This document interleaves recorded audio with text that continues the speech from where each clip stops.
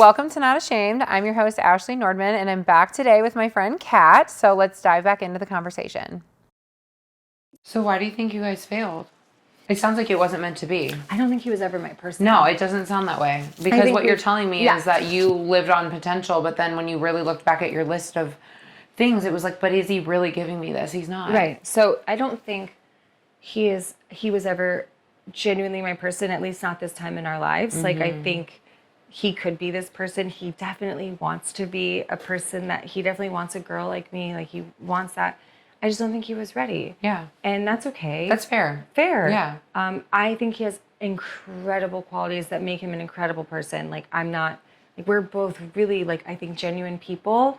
We're just not each other's people. But in these environments, in these settings, and in this world, like, it is so easy to create someone.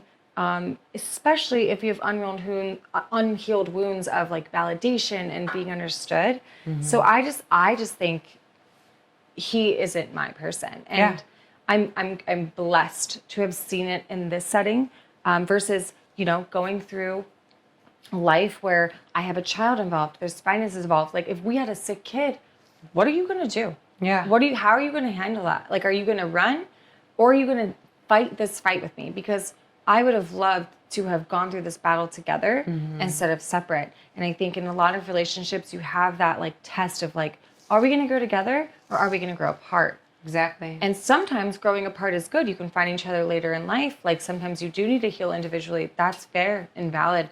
But there was enough for me. Like, I didn't see this perception until really in the last 2 months.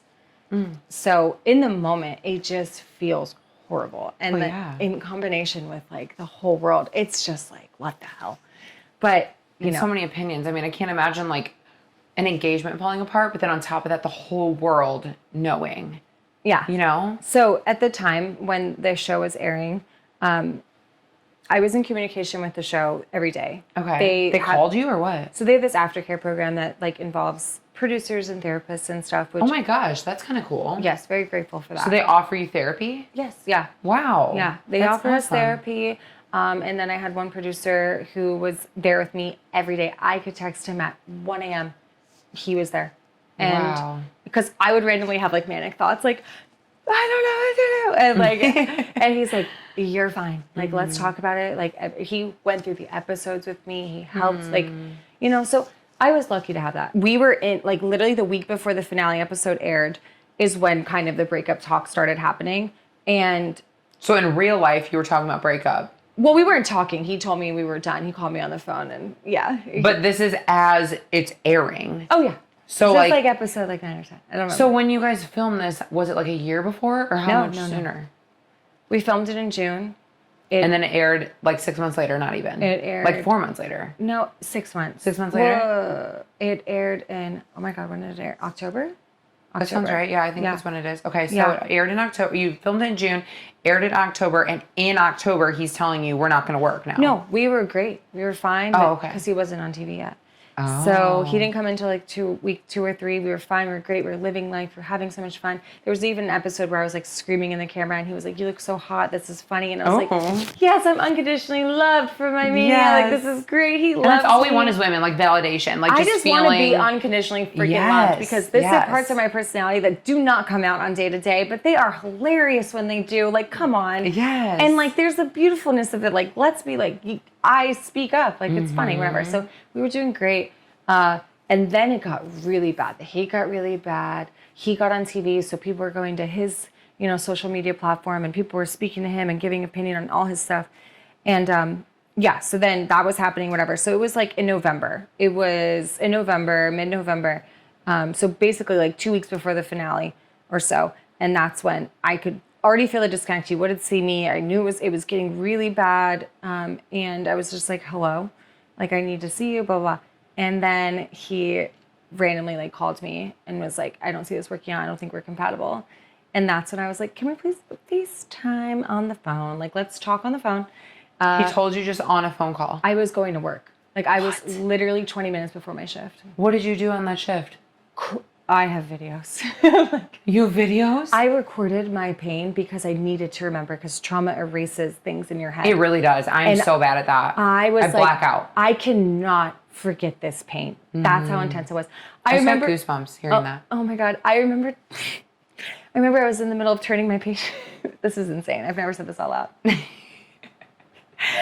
We were cleaning a patient, and there was a CNA in front of me, one of the nurse assistants, and thankfully the patient was asleep. Like, she was not like cognizant. So she's cleaning, and I started crying, and she's like, I'm so sorry. Like, I'm going through something right now, and I'll randomly just start crying if you see me crying. And like, I would just like randomly cry. If my patient was confused, I would be like doing literal vitals, tears coming down my eyes, because they didn't know I was crying. Yeah. It was like so hard to work. I would go to the bathroom and I remember I would be driving home, and I was holding in these emotions all day, and I would be like sobbing on the way home to work at like 7 a.m. And I remember that because I have videos of it, and I was like, dang, I forgot I did that. But this is how you know you genuinely loved him. You know what I mean? Like, it's a testimony to my emotions. Exactly. Emotional like state. You are like me, I feel like, and you just probably get really attached too. You know, like you love them, you see their potential, like you want this future and this life, and then when you see it falling apart, like it's literally like your arm falls off. Like, it's just like. But this was a unique experience because I've really dated a lot of men that have narcissistic tendencies. Not to say that they are narcissistic, but that was what I initially was attracted to. So this was a man who was very avoidant. So what I was doing in those moments was trying not to push him away. So I, for the first time in my life, instead of like, love me and these are reasons why, I went like this, and I just dealt with it. So you like withdrew a little and just focused on like I feeling all the feelings? Feeling all the feelings. I did the no contact journal. What's that? Where you like just everything you want to say to him, you don't say, you write it down. Seriously? So I reread that recently, and I saw my stages of grief, and it was insane. Really? Yes. Okay, so why did you do that? Because before, would you just be begging for them back or something, or what? Typically, or I'd show up at their house. Oh yeah, girl. Yeah. We've all done that. Hello. Why don't you want me? Hello. It's me. You want to block me? I'll show up.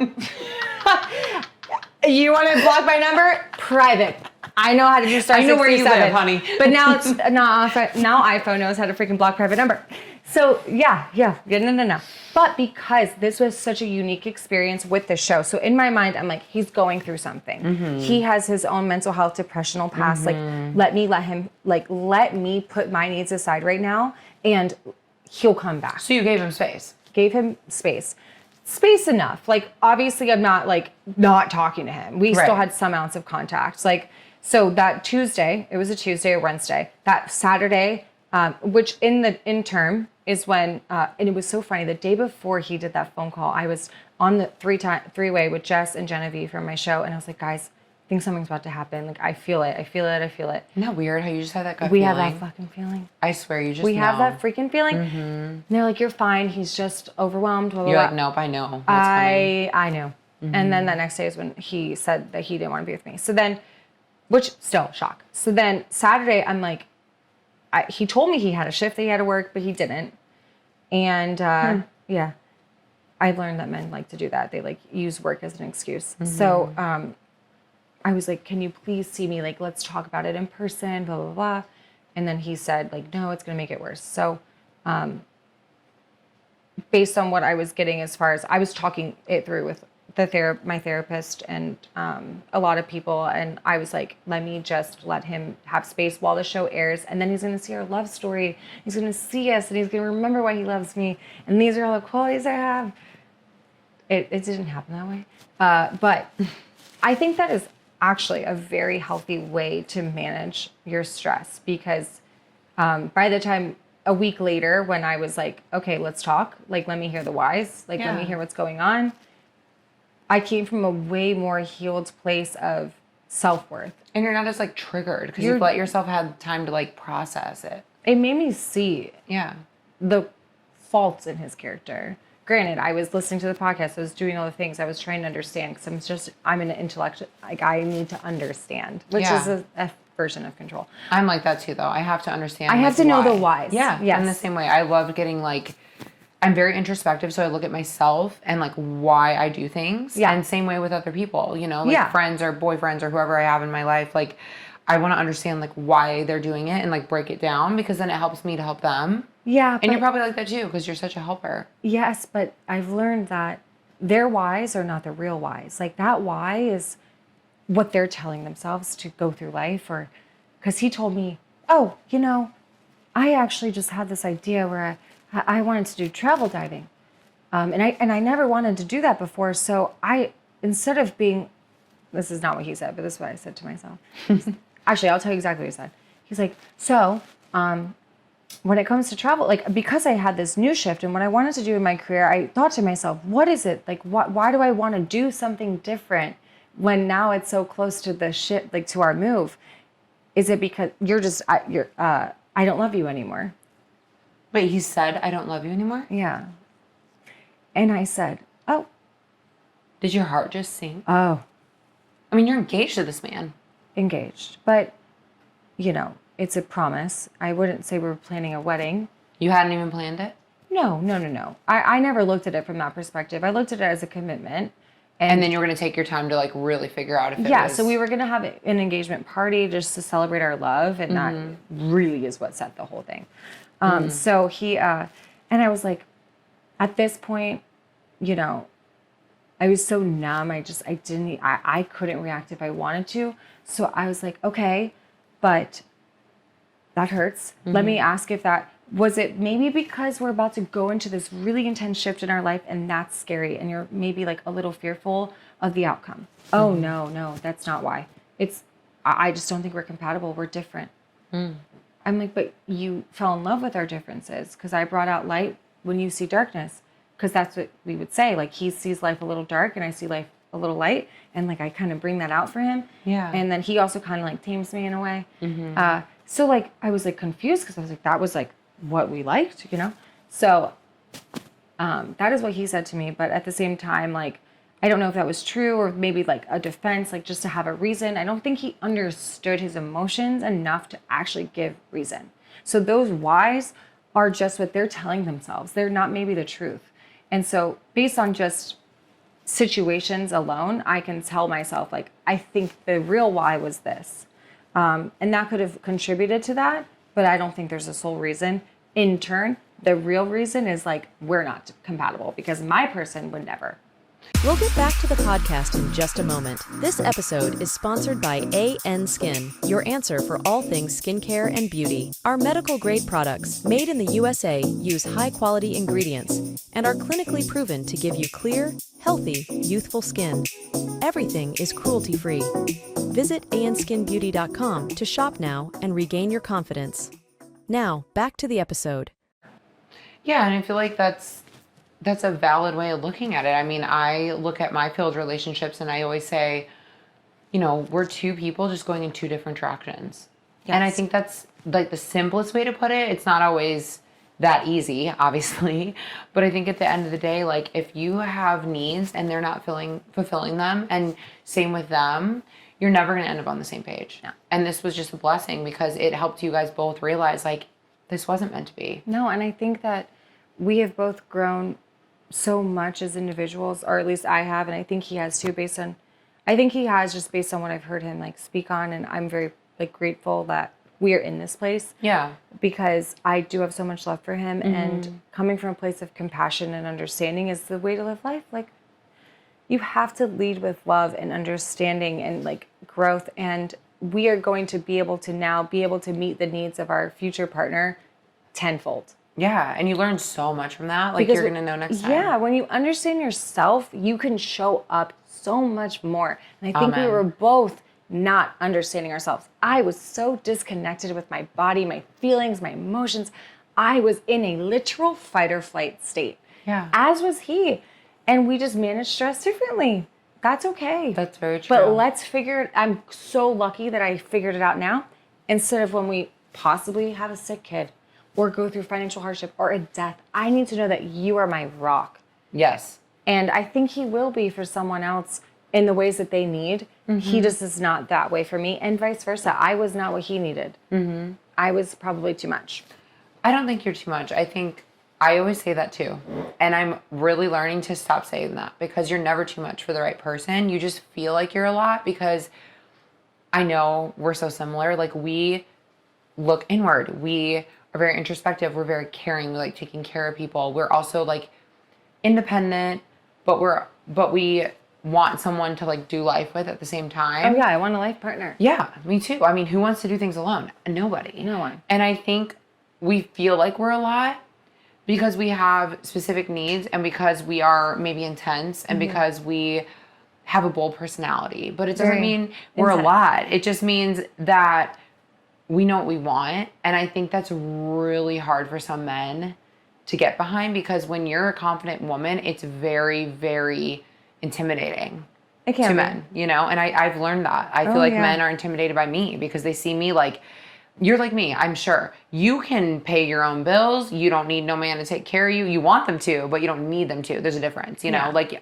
you want someone to like make you breakfast or like give you a massage or whatever, but you don't need them literally need to my live. body to live. Yeah, exactly. Yeah. But you don't need them to like function. Like you're a responsible woman who has always probably worked hard. And like I'm that same way. And I think that triggers people.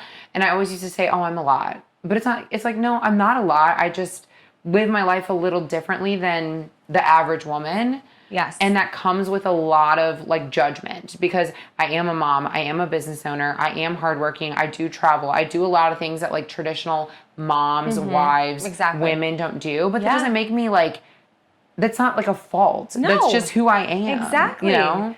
And it's perception. And you know what? The right person is going to see those qualities and find it freaking hot. They're going to love it. They're going to be like, that's sexy that you're motivated and hardworking and have balance. Exactly. And you know what? That's a reflection of their securement with themselves because the only place that those people, men or women or however you identify, that is them being not comfortable and secure with who they are. That's exactly right. And so if you're literally out here like living life that they want to live and they can't live, you're the problem. Not me, God forbid. Yeah. I actually see where I need to correct.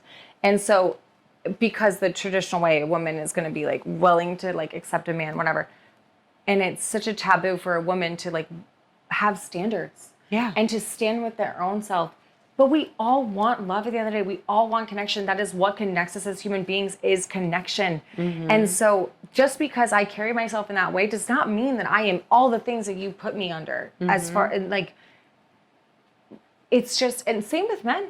Like if just because a man carries himself that way doesn't mean he's an avoidant, doesn't mean that he's a narcissist, does not mean that he's uncharismatic, does not mean that he's a fuckboy, like F-boy, like that. Just because they carry themselves with grace or like intensity because they're like focused on their career, because a lot of times they want to put men under that category too. So I feel like as humans, it's easier for us to just like categorize people because nobody wants to accept that they're multidimensional. Like we are freaking human beings. We have sides of us. And depending on our month, there's weeks where I am just like euphoric. And then there's weeks where it's like, you say one thing to me and I will literally find the tallest building. Like it's so... We shift with our life and our, like, why can't we just go at this same flow? Because guess what connects us?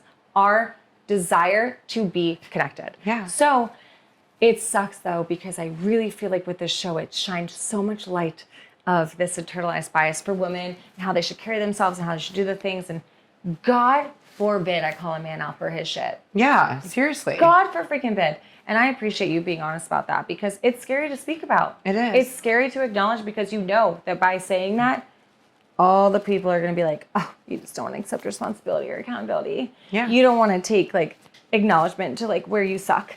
And it's like, where you suck.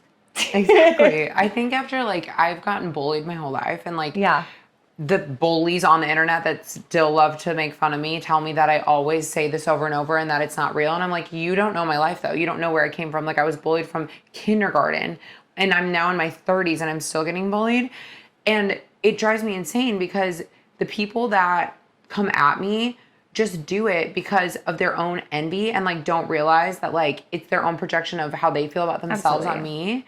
And I feel like that's why people judge because it's so easy to just look at you or look at me and go, she's some pretty little prissy biatch and she just, you know, whatever, was handed life and blah, blah, blah, blah. And it's like, I understand that judging might make you feel in control for a minute. it might give you the leg up because you can make fun of somebody because you can just look at them across the room and say what you want about them. Yeah. You might feel better about yourself because you're putting someone down, and that's because you're really insecure in who you are. But at the end of the day, like, judgment is just people not really being open enough to understand, like, who you are and to formulate their own opinion. They'd rather just ride out what they've heard from someone else. And I don't want to mess with those kind of people. I want people that want to know me for me. And that's honestly like why I want you here, because I want people to understand like you for your heart and who you are, instead of these people on the internet that just judge you based off what they see on TV. Yeah. And I have a couple questions. Yeah. One, when you were younger, when you were bullied, like, what do you define as bullying? And do you say that maybe you looked differently when you were younger versus how you look now? Yeah. Because that's something I experienced too. But bullying is very like subjective on what we feel is bullying. Like, somebody might see somebody like isolate us and be like, they just didn't like you. Or we feel as if like we're not like enough, like we're not likable enough. But I looked very different when I was younger. And so I feel like I wasn't like liked because I looked different. And I, wasn't the pretty girl when I was younger.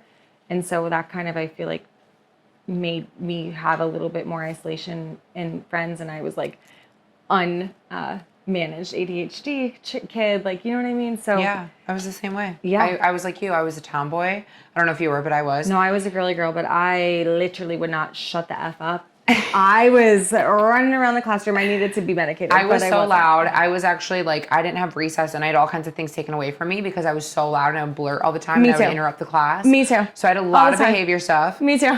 I also was Freaking like, too. I didn't like to fit into my body yet. Like, I kind of was like a little chunky. I had like a big buck tooth thing going on. Me too. I had a big space between my teeth. Me too. I had really curly, crazy hair. I Me didn't know how to too. manage. I mean, I just Freckles. Yes, I was just not cute. Me I neither. just wasn't. I was literally an ugly kid. Yeah, I was too. I look Yes. back and I'm like, what? No, How? people see my pictures and they're like, Yeah, they don't believe it's me. They're like, what is that person? yes. So No, I knew it. I knew I when was you the said same as you. that. I was knew not you were cute. gonna- Like, if I it. showed you a picture, you'd be like, there's no way. Like, Yes. even like That's how I people knew in it. my life now, they're like, I can tell you have a tomboy part to you, because I really am like so girly and put together, and there's things that I have to always have done, my nails, my hair, like whatever. But at the same time, like, I'm not afraid to get dirty, like, whatever. I have like these parts of me that are very like hillbilly and like from the Midwest, and then there's parts of me that's very put together Barbie kind of thing. Same. And I think that we did that. We created that in ourselves because we were so judged based on how we looked and how we carried ourselves, that as an adult, I spent my time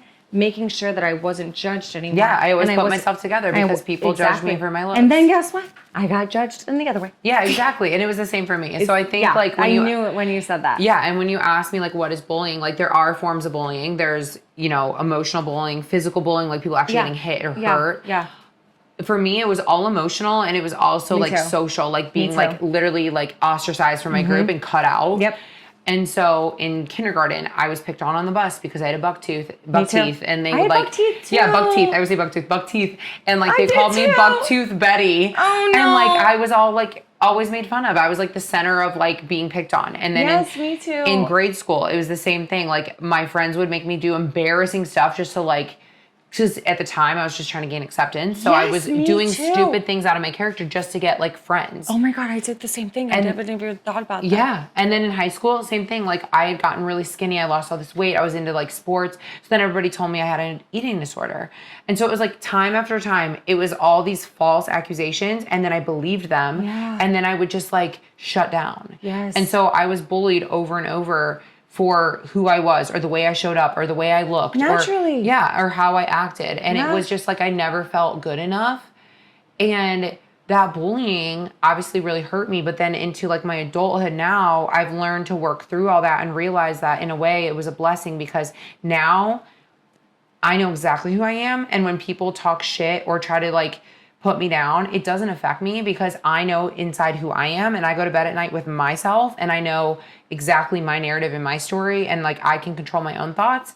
Other people's idea of me and other people's opinions of me are none of my business. I'm just now getting into that place. Mm-hmm. I appreciate you expressing those vulnerable things because they're very true and they're very valid. Like I literally like hid my lips because these are my natural lips. And as a kid, like, Those are your natural lips right now? Yeah. Oh my God, they're beautiful. but they were not. Being a nurse injector, I was like, oh girl. They were not look so beautiful good. for a long time. Like Like really small or what? No, like people, like this look was not accepted. Like having big, pretty Pretty lips. lips. I have freckles underneath my makeup. Like I have very full hair, like Yeah. very frizzy. Like Me too. And so like as a kid and for a lot of times up until 2020, basically, having straight hair, no lips, no skin complexion issues, nothing was the beauty. So I did not fit into that caliber. I used to underline my lips, like remember when Matt was like in? Yes. I literally, so people see me, and I also corrected my teeth and I corrected my jaw with that. They see me and they're like, oh, she's gotten plastic surgery. She's done this, that, and the other. It's like, no, I actually just finally leaned into what now beauty standards are. Yeah. But they were not that my whole life. So I always felt misunderstood. Then I go home with the childhood that I was under, also misunderstood. From a personal perspective and a like look perspective, I lived a life of like me, love me, accept me. I want to be good enough. Me too. And this judgment that people progress or like project onto us, they're only acting from a place of fear. They're not acting from a place of love. No. And we live a life where we're always coming from a place of fear. Like that is just like our norm. Like that is like an autonomic response that we have just society has put on us is like, unless you're uncomfortable, you're not doing it right. And I've learned that through like, that's not just something I came to terms with. Like that's been a lot of books and I'm trying to remember like, a lot of books I've read have like helped me understand that. And it's so true. Like we are so naturally just like, how can I make myself feel better? But that's because I am fearful of what I will see if I look in the mirror. Well, I think we just want to be accepted, you Yeah. know, like innately think of like hundreds of years ago, there were tribes. Yeah. If you weren't accepted in a tribe, you would die. Yeah. You would literally be kicked out and you'd be out in the wilderness and you would die. Yeah. Like if you weren't accepted. Yeah. So social acceptance is a real internal thing that is just like part of who we are. Yeah. So there's nothing wrong with wanting to be accepted. No, and I that is- think yeah. you and I grew up similarly where we always just needed that acceptance and we never felt like we I was got like, it. please see me. I Yeah. am good. Yeah. I am worthy. I am enough. Like, Yeah. please just understand that. And maybe reality TV like brought that back out because it made you realize It made like it- here we are again not being accepted. Here And we you are have again being no misunderstood control. and you have no control. No control. But the only thing you control is how you feel about you. But you can't control that. I had no control over that. Imagine trying to feel good about yourself when the whole world is telling you that you're not good enough and all those things. And then the one person you want to see you. Didn't see you. Yeah. So really like, and you're just, I wanted so badly to be my source of love and I couldn't. My body, like I naturally couldn't. And that's where I feel like I developed the tools through that pain to like, if I were to experience anything later in life, I'll be good. Thank you guys so much for listening. And until next time, be loud, be proud, and be shameless. For more information, visit us at anskinbeauty.com to shop all our medical grade skincare,